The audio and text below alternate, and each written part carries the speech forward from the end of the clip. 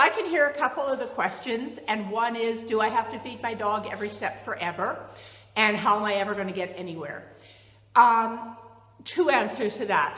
One, my dogs, and this is what we teach in class, teaching loose leash walking, I want to do it on the collar, if that's important to me. I want them to know that when their collar's on, we are playing that loose leash walking game. But now I just want to go to the park and I don't want to train. So I'm either going to put the dog on a halty or a gentle leader, which is like a head halter for a horse, or a front clip harness. And that is my management tool. So now they can do whatever they want. And if they pull, I'm not damaging my collar behavior. Eventually, when the dog is really good at loose leash walking, I might walk them on the collar to the park. But if I haven't taught that fully yet, I need a management tool so I'm not wrecking my loose leash walking on the collar. When my dogs personally are on their gentle leaders or their front clip harnesses, and I'm pointing here because it's not a back clip, it is a front clip harness.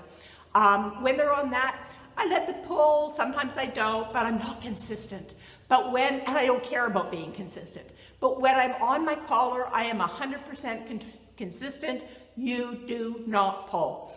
And I am not going with you if you start to pull. So management tools are really, really important while you're teaching loose leash walking. And you know what? Some people, it is not a priority.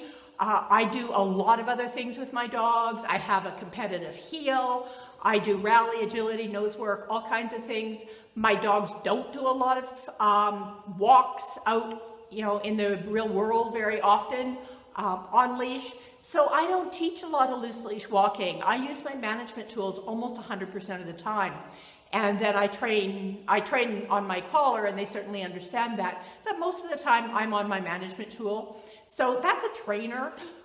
It's just, I have other things that are way more important in my life to train my dogs. Basic manners are one of them. And then I use my management tool for walking. You can undo your loose leash walking so fast by using something, because remember what we talked about was the collar. Once the collar becomes tight, that is a cue that you're not going forward. If you walk your dog on a retractable leash, part of the way retractable leashes work is there's always tension on the collar. And with Naya, who's 13 and a half, I undid. She had amazing loose leash walking, and then I undid it by putting her on a retractable leash, and then I went back and I retaught loose leash walking, and then I put her on a retractable leash and undid it all again. And just a warning that a retractable leash, besides many of the other issues that many trainers have with them, they do undo anything about loose leash walking. Your dog should not be on a gentle leader or halty on a retractable leash. Front clip harness, I don't see why not, but I might put them on a back clip because really the way it works is about tension on the body. And I guess I don't want the tension on the body on a front clip harness really either, because it's changing their gait, and that really isn't good for them.